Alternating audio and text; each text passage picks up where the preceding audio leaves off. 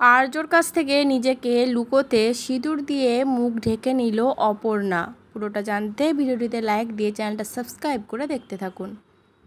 অপর্ণা আর্যকে বলে, আগামী 7 দিনের জন্য আপনার সাথে আমার দেখা হবে না। আগামী 7 দিনের জন্য আমাকে একা ছেড়ে দিন।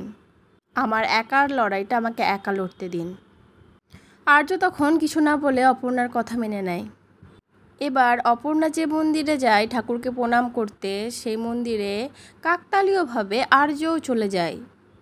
অপর্ণা যখন ঠাকুরকে প্রণাম করে পাশে তাকায়, পাশে দেখে আর্য।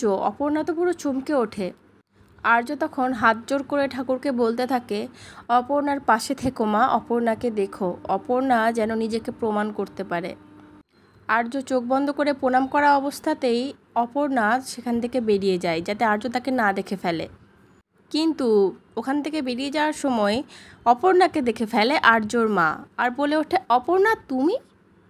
আর্যরও মনে হতে থাকে আশেপাশে কোথাও অপর্ণা ছিল, কিন্তু ভাবে হয়তো নিজের মনের ভুল, তাই অত আমল দেয় না।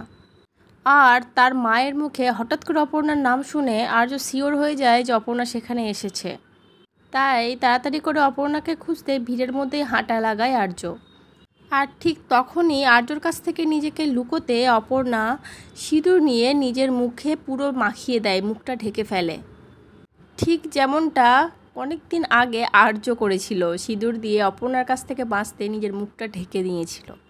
এবার দেখার আর্য অপর্ণাকে চিনতে পারে কিনা। তো পরবর্তী আপডেট নিয়ে তাড়াতাড়ি আসি, সঙ্গে থেকো, সাথে থেকো, চ্যানেলটা সাবস্ক্রাইব করে দিও। ধন্যবাদ।